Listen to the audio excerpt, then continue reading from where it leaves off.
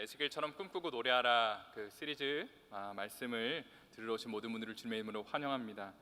이번 시리즈를 준비하면서 참고 서적을 하나 좀 소개하고 싶은데요. NICOT 주석입니다.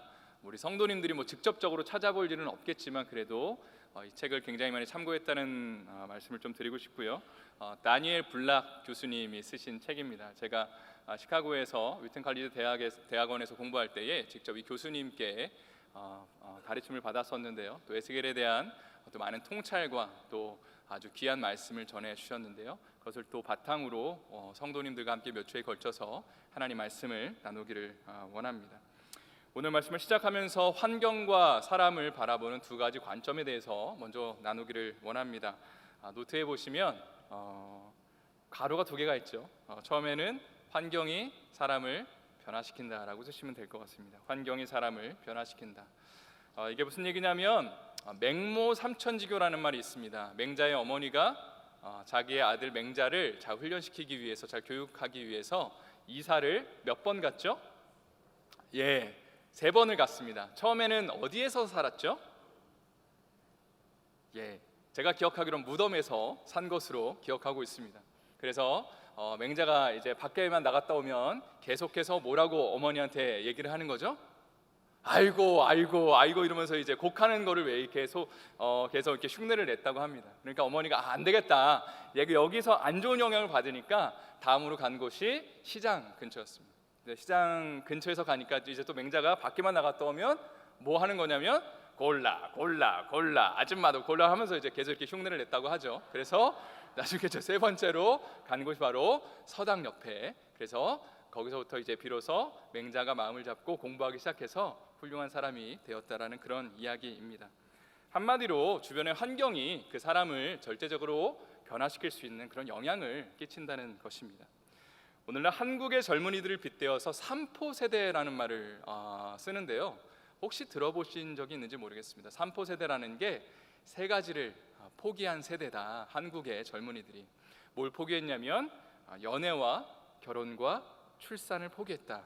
그런 의미의 단어입니다.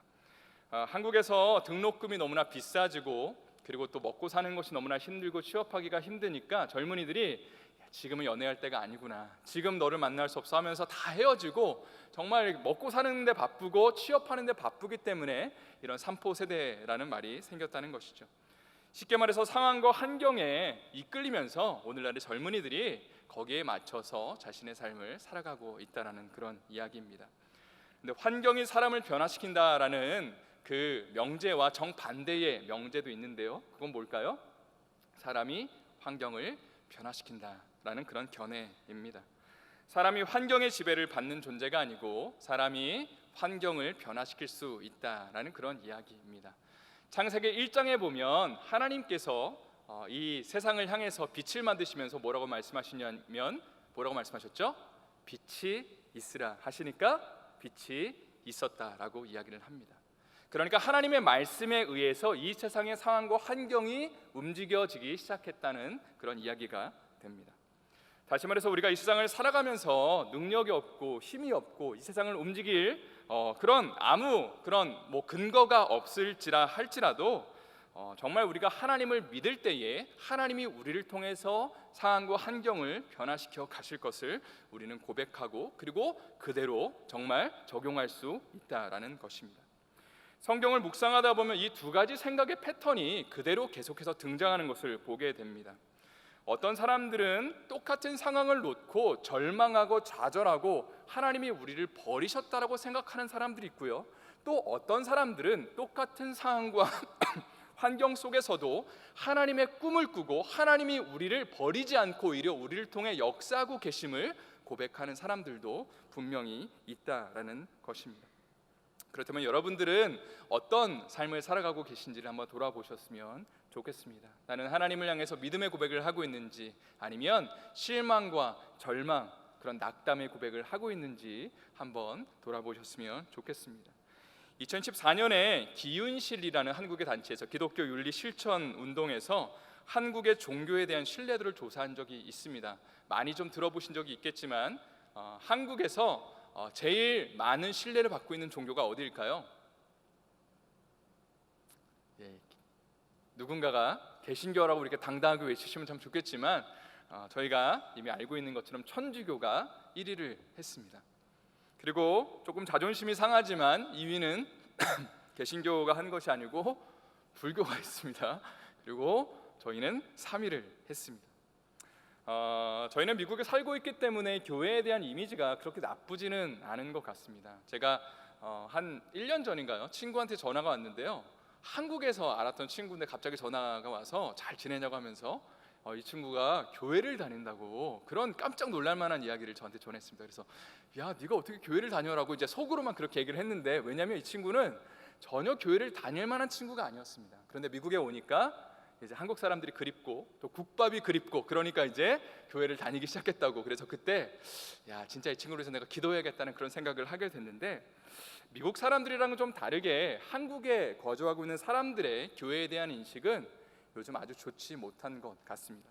그래서 이런 설문을 또 했다고 합니다. 한국 교회를 신뢰하지 않는다면 그 이유가 무엇입니까? 1위가요 이거였습니다. 기독인들의 언행일치가 되지 않아서. 그러니까 말은 정말 거룩하게 번지르르하게 하는데 실제로 삶은 거기에 따라가지 못한다는 그런 이야기를 하고요. 두 번째는 교회 내부적 비리나 부정부패가 많아서 교회 안에서 리더들이 좋지 않은 모습, 어떤 부정한 그런 모습들이 보일 때 이제 사람들이 기독교에 대해서 신뢰를 잃게 된다고 합니다. 이러한 상황 속에서 한국의 젊은이들은 어떤지 또 한번 조사를 찾아보니까요, 어른들이 교회를 떠나는 속도보다 젊은이들이 교회를 떠나는 속도가 무려 4배 정도 된다고 합니다. 그러니까 어른들은 서서히 줄고 있는데 젊은이들은 그것보다 4배 빠른 속도로 줄고 있다고 합니다. 그래서 한국의 기독 대학생 선교회에서 CCC라는 단체에서 조사를 한 결과에 의하면 정상적인 교회 안에서의 청소년과 청년의 비율이 원래 40%가 되어야 된다고 합니다. 그런데 오늘날의 한국의 교회에 청소년과 청년의 비율이 몇 퍼센트냐면 17.2%밖에 되지 않는다고 합니다. 그러니까 정상의 보다 반도 안 되는 수치의 젊은이들이 지금 교회에 모이고 있다는 것이죠. 이러한 현실 속에서 우리는 두 가지 반응을 보일 수 있습니다. 한 가지는 믿음의 반응입니다. 제가 처음에 나눈 것처럼 상황과 환경은 이렇다 할지라도 하나님이 일하시고 역사하시면 정말 한국 교회에 부흥이 다시 찾아올 수 있고 하나님의 역사를 볼 수 있다라는 그런 믿음의 고백을 하는 사람들도 있을 것이고, 또 정반대로 절망적인 반응을 보이는 사람들도 분명히 있을 것입니다. 여태까지 안 됐으니까, 지금 젊은이들이 교회를 떠나고 있으니까 앞으로는 더 떠날 거예요라고 그렇게 생각하면서 절망하고 그리고 실망하고 두려움과 염려에 휩싸이는 사람들도 분명히 있을 것이라는 사실입니다.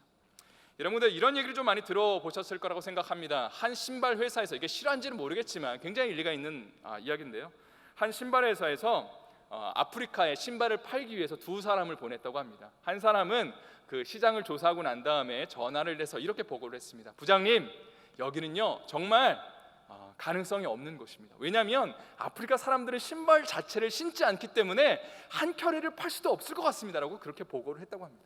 그런데 또 다른 사람 뭐라고 보고를 했냐면, 부장님, 여기는 정말 대박이 날 것 같습니다 하면서, 아니 왜? 라고 물어보니까 여기 있는 사람이 한 사람도 신발을 신고 있지 않기 때문에 우리가 신발을 한 켤레씩만 팔아도 정말 엄청난 양의 신발을 팔 수 있을 겁니다라고 그렇게 확신에 찬 이야기를 했다는 것이죠. 같은 상황과 환경을 두고도 이렇게 상반된 두 가지 의견을 가질 수 있습니다. 마찬가지로 우리가 하나님의 일을 두고도 두 가지 견해를 가질 수 있을 것 같습니다. 어떤 사람들은 앞에서 얘기한 것처럼 믿음의 반응을 보이고 하나님이 함께 하시면 분명히 하나님의 역사가 일어날 거라고 얘기하는 반면에, 어떤 사람들은 절망하고 그리고 쉽게 포기하는, 그래서 한숨을 쉬는 그런 모습을 볼 수도 있다는 것입니다.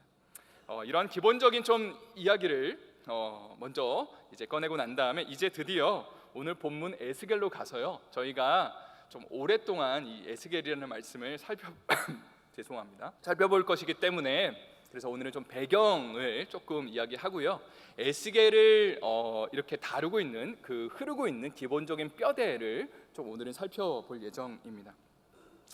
여러분, 에스겔이 태어났을 때에 그의 아버지의 직업이 혹시 뭔지 아십니까? 오늘 본문에도 나왔었는데요, 그의 아버지의 직업, 한번 오늘 말씀 1장 3절 말씀을 큰 목소리로 힘차게 한번 읽어주시면 감사하겠습니다. 1장 3절 말씀 시작.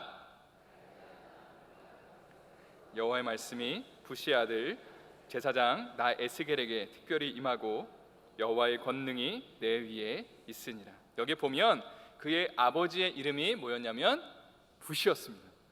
미국에도 부시라는 이름이 있는데 참 우연스럽게도 히브리어에도 부시라는 이름이 있습니다. 에스겔 자신이 제사장이었다라는 그런 이야기를 보니까 당연히 그의 아버지도 직업이 뭐였을까요? 제사장이었습니다. 당시에는 내가 제사장 하고 싶다고 하는 시대가 아니고 레위 족속 중에서 하나님은 특별하게 선반하신 사람들이 제사장이 됐는데 그 대대손손이 이제 제사장 가문이 되는 것이었기 때문에 에스겔은 제사장 아버지 밑에서 신앙적 훈련을 받았을 겁니다. 하나님을 사랑하는 모습, 하나님을 예배하는 그런 모습을 자연스럽게 보았을 것입니다.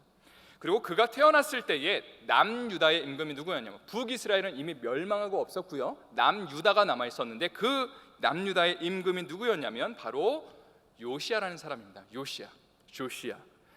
요시야 하면 뭐가 유명하냐면 종교 개혁을 일으킨 인물입니다. 리포메이션을 당시에 일으켰습니다. 종교 개혁을 일으켰다는 것은 당시에 유대교가 하나님을 잘 믿고 있었다는 얘기가 될까요? 아니면 정반대 얘기가 될까요?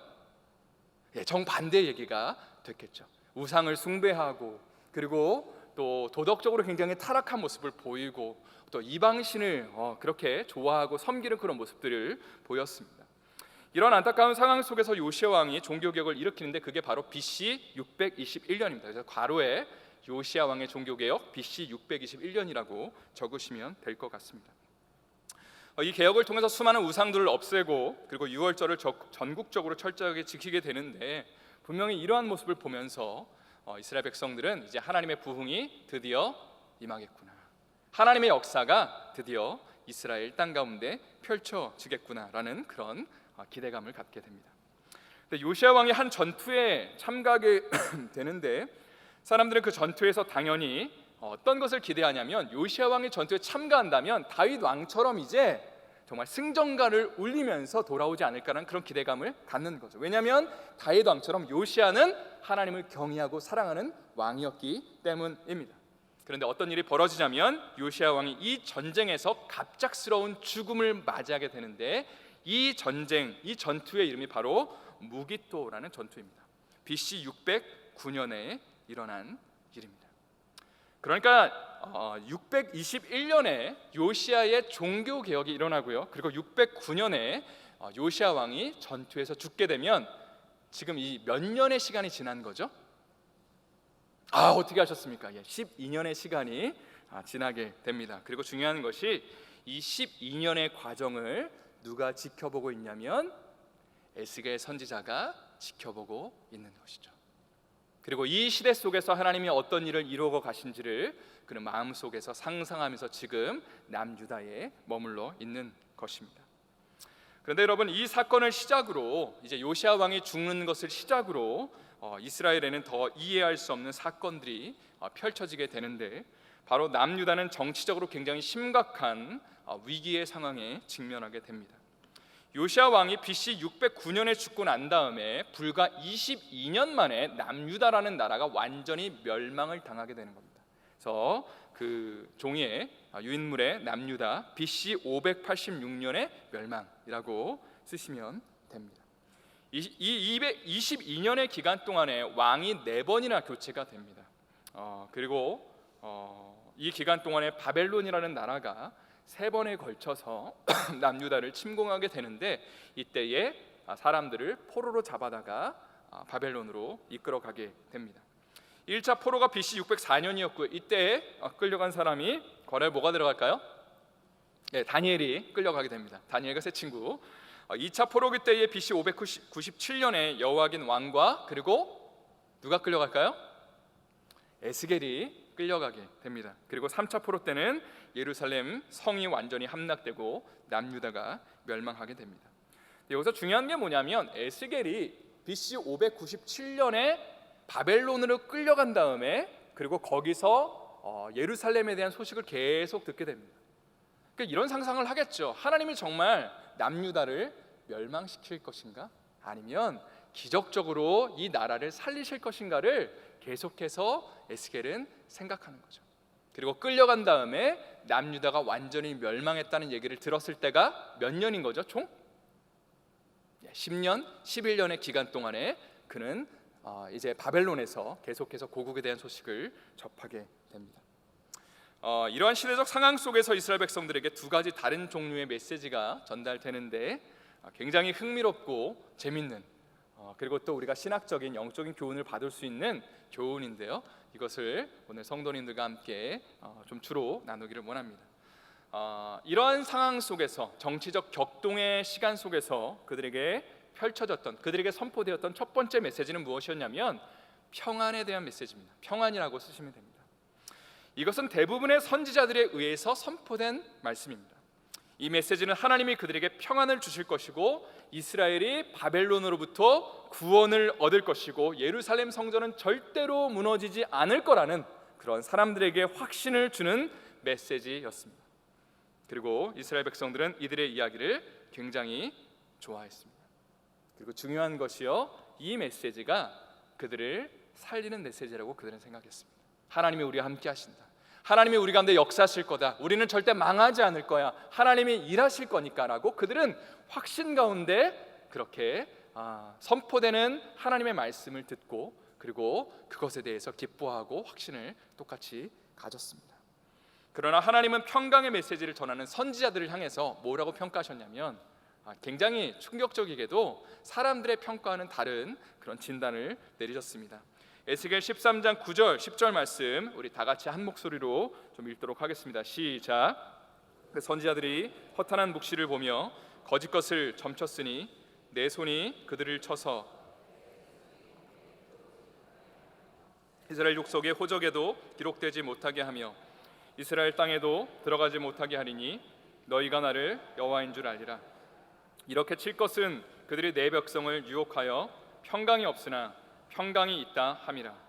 어떤 사람이 담을 쌓을 때에 그들이 회치를 하는도다. 저는 이 부분이 참 와닿습니다. 그들이 내 백성을 유혹하여 평강이 없으나 평강이 있다 함이라. 영어로는 이렇게 되어 있습니다. Because they lead my people astray, saying peace when there is no peace.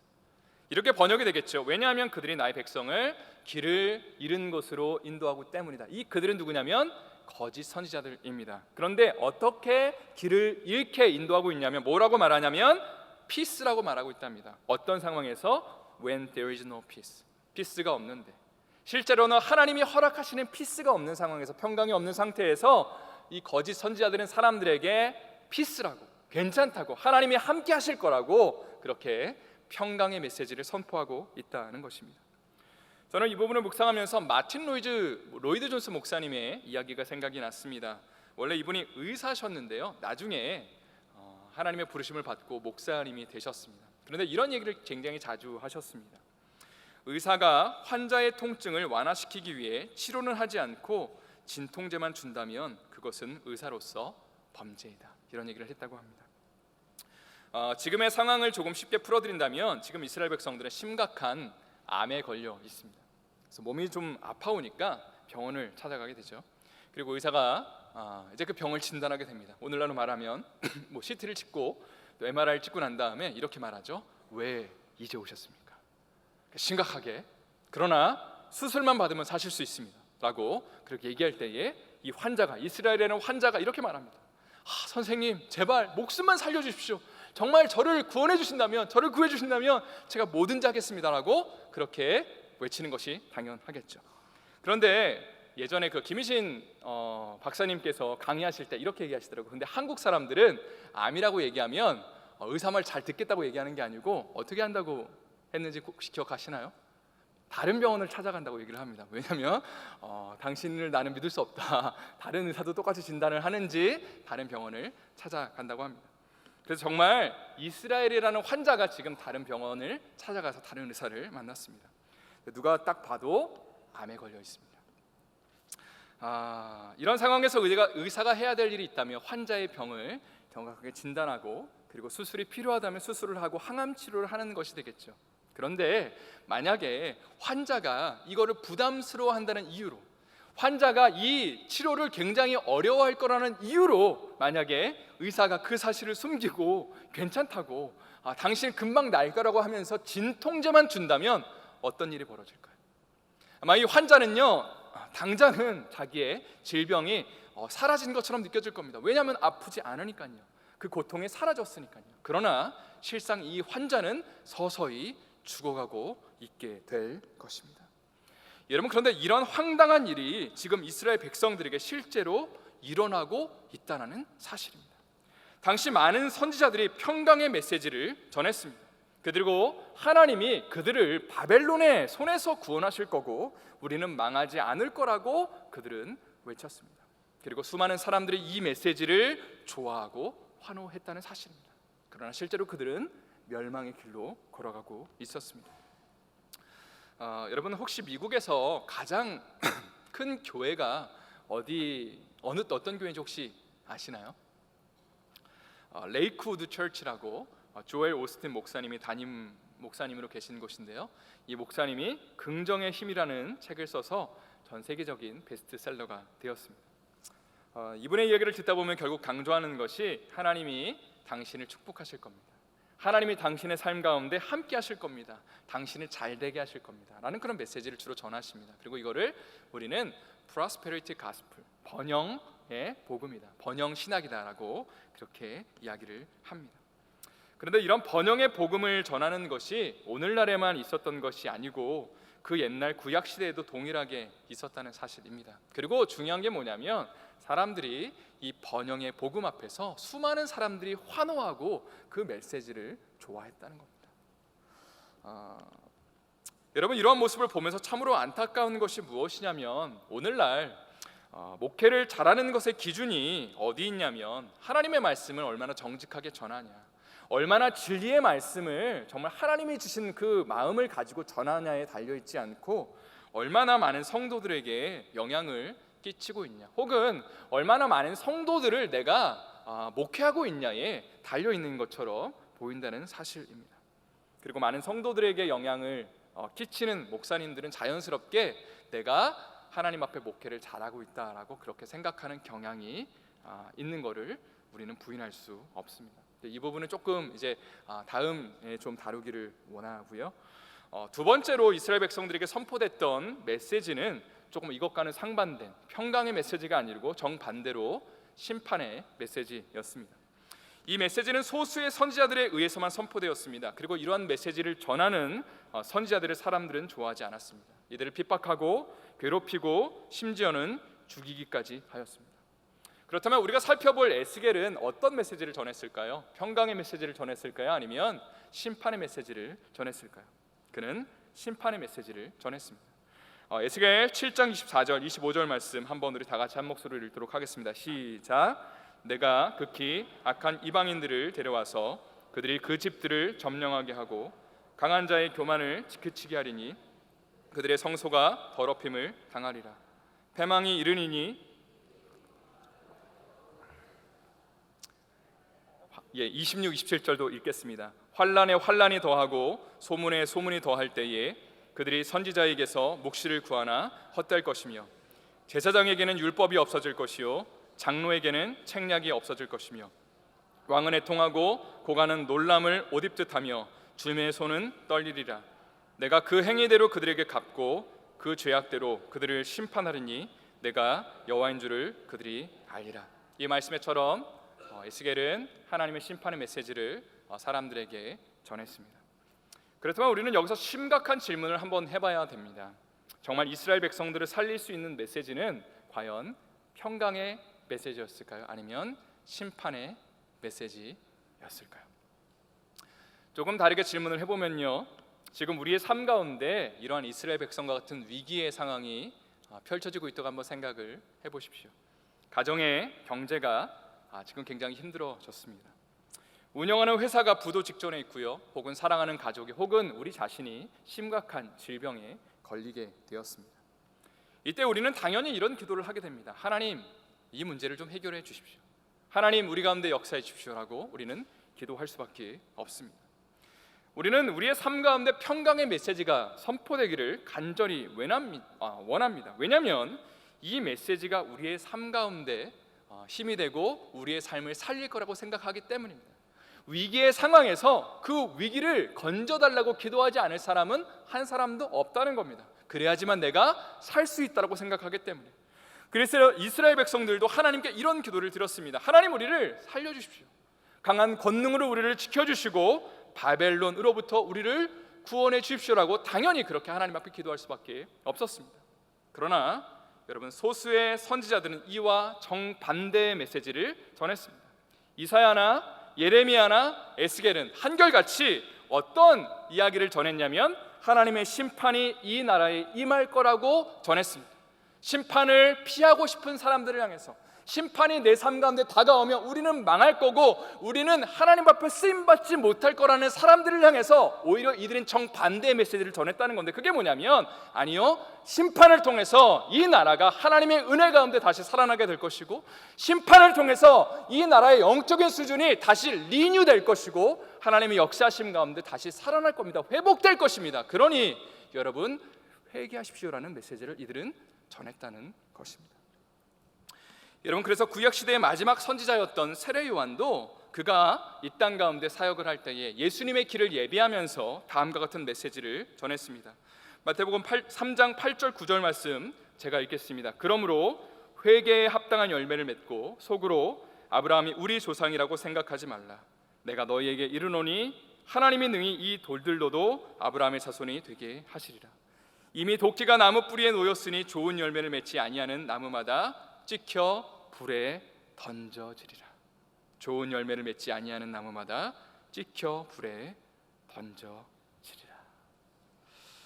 여러분, 세례 요한이 활동했던 시절은 이스라엘이 로마로부터 지배를 받고 있었던 시절이었습니다. 이때 사람들이 하나님을 향해서 기대했던 것은 당연히 하나님의 이 나라를 좀 건져주십시오. 하나님, 이 나라를 좀 살려주십시오. 하나님의 권능을 보여주십시오라고 이들은 그렇게 하나님 앞에 기도했습니다.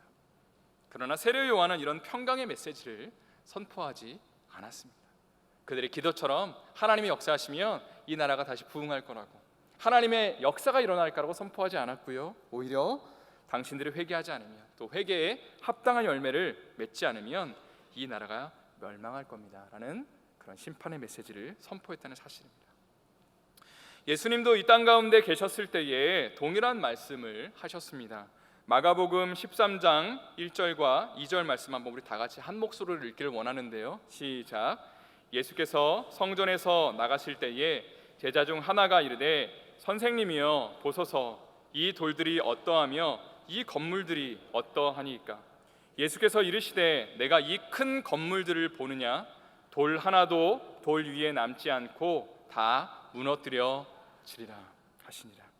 과로의 큰 건물들, 바로 예루살렘 성전이 돌 위에 돌 하나도 남기지 않고 다 무너뜨려지리라 주님이 말씀하셨습니다. 사실 이스라엘 백성들이 당시에 예루살렘 성전을 향해서 갖고 있었던 자부심은 대단했습니다.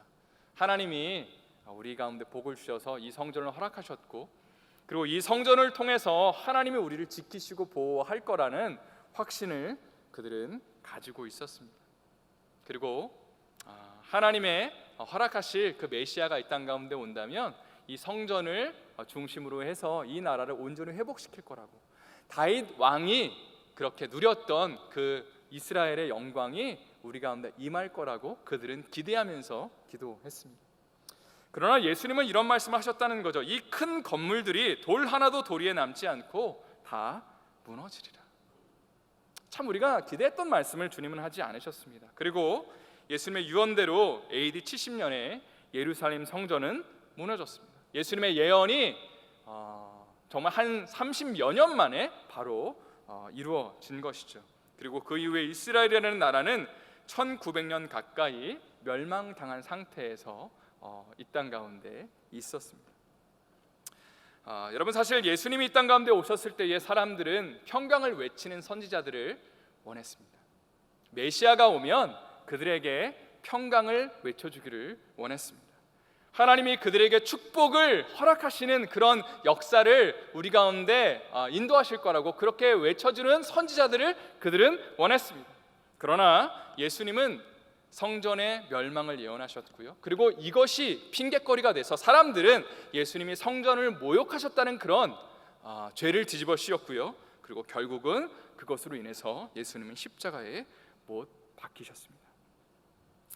여러분, 그런데 예수님은 그들을 향해서 이런 말씀을 하셨습니다. 요한복음 2장 19절 말씀인데 제가 읽어드리겠습니다. 예수께서 대답하여 이르시되 너희가 이 성전을 헐라 내가 사흘 동안에 일으키리라.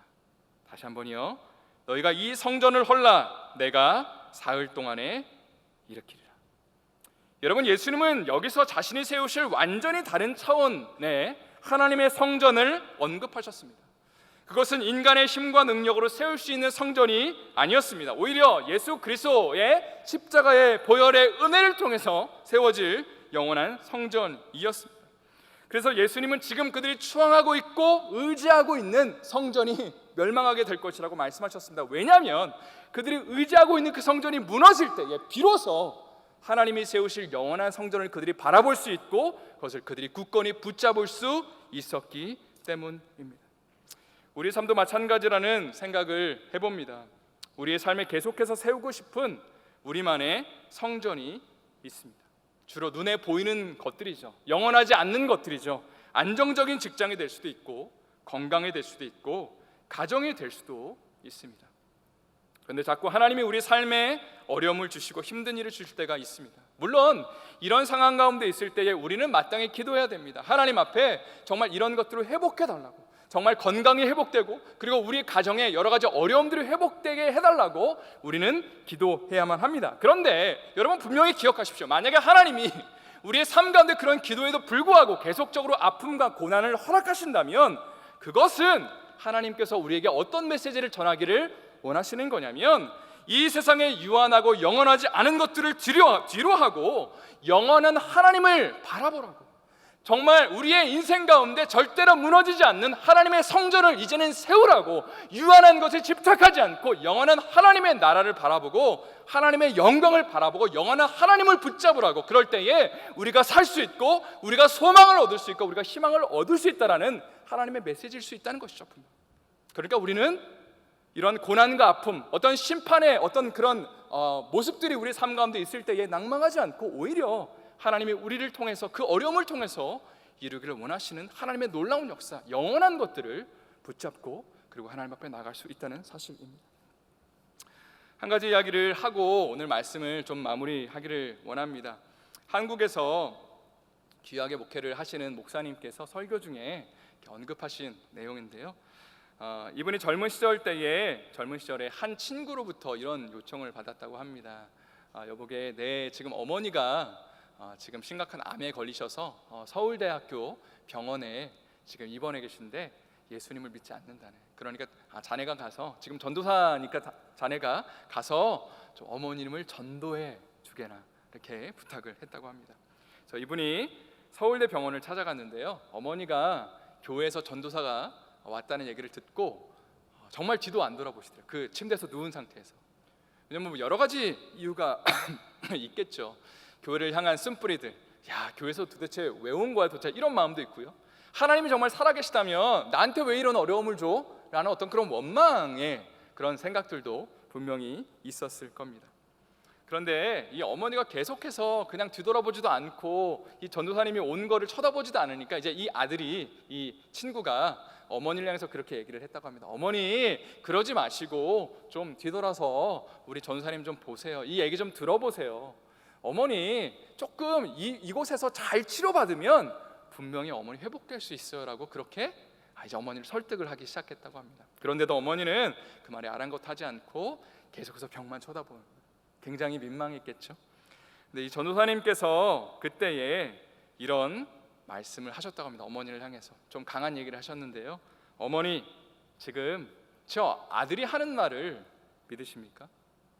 지금 한국의 최고의 그 대학병원이 서울대학병원에서 수없이 많은 암 환자들이 지금 죽어가고 있는데 정말 이들의 이 병원에서 진짜 어머니가 치료를 잘 받는다고 살아날 수 있다고 어머니 확신하십니까? 라고 그렇게 아주 당돌하게 당당하게 그렇게 선포를 했다고 합니다. 그러니까 이 얘기를 듣고 어머니가 갑자기 뒤를 돌아보시면서 이제 좀 마음을 여신 거죠. 그러면 어떻게 해야 되는데요? 라고 어머니가 얘기를 했다는 거예요. 그때 이 전사님이 뭐라고 말씀하시면 이렇게 얘기를 했다고 합니다. 죽어도 죽지 않는 거를 붙잡으세요. 죽어도 다시 살 수 있는 걸 붙잡으세요 라고 얘기를 했다는 것이죠. 그리고 예수 그리스도의 복음을 전하셨다고 합니다. 여러분, 이제 말씀을 마무리하면서 우리를 정말 살릴 수 있는 메시지가 평강의 메시지인지 혹은 심판의 메시지인지를 돌아보기를 원합니다. 오늘 말씀을 좀 정리해 본다면요, 에스겔이 살았던 시대에 이스라엘 백성들은 바벨론이라는 나라에 의해서 계속적인 침략을 받았고 또 많은 사람들이 포로로 끌려갔습니다. 이러한 상황 가운데서 이들이 원했던 것은 평강의 메시지였습니다. 그러나 하나님은 그들에게 심판의 메시지를 전하셨습니다. 그 이유는 이스라엘 백성들이 영원하지 않는 성전을 붙잡지 않고 하나님이 세우실 영원한 성전을 바라보기를 원하셨기 때문입니다. 이 땅의 삶은 너무나 유한하고 한계가 있고 의미가 없는데 하나님은 그들이 자신들의 죄를 회개하고 영원하신 하나님을 붙잡고 영원하신 하나님 나라의 삶을 준비하기를 원하셨다는 것이죠. 그리고 이러한 메시지가 선포된 이후에 약 500년 후에 하나님은 이스라엘 백성들이 하나님의 아들 예수 그리스도를 통해서 이 땅 가운데 세워질 영원한 성전을 바라보기를 원하셨습니다. 여러분, 그렇다면 우리 삶 가운데 하나님의 어떤 어려움을 지금 허락하시고 계시다면, 우리의 삶 가운데 진정한 말 못할 그런 고민들과 아픔들이 우리의 삶 가운데 있다면, 그래서 밤잠을 이루지도 못하면서 한숨만 쉴 수밖에 없는 그런 상황 가운데 있다면, 정말 그 상황 가운데 우리를 정말 살릴 수 있는 메시지는 무엇일까요? 그냥 단순히 평강이라는 메시지일까요? 아니면 당신의 삶 가운데 하나님의 심판이 있습니다. 죄의 문제를 해결하지 않으면 당신은 멸망할 수밖에 없는 죄인입니다. 그러므로 주님을 바라보십시오. 그러므로 영원하신 분을 바라보십시오. 유한한 것을 바라보지 않고 하나님을 바라보십시오라는 그 메시지이겠습니까? 이 시간 우리 함께 말씀을 생각하면서 찬양하기를 원합니다. 내 영혼이 은총 입어라는 찬양인데요, 가사 중에 이런 가사가 있습니다. 내 영혼이 은총 입어 중한 죄짐 벗고 보니 슬픔 많은 이 세상도 천국으로 화하도다. 할렐루야 찬양하세 내 모든 죄 사함 받고 주 예수와 동행하니 그 어디나 하늘나라. 예수님이 함께 하시는 그곳이 내 삶에 아무리 슬픔이 있고 어려움이 있고 근심이 있고 낙담이 있을지라 할지라도 예수님을 붙잡는 그곳이 하나님 나라가 임하는 자리인 줄 믿으면서 이 시간 우리가 하나님 앞에 믿음으로 이 찬양을 드리도록 하겠습니다.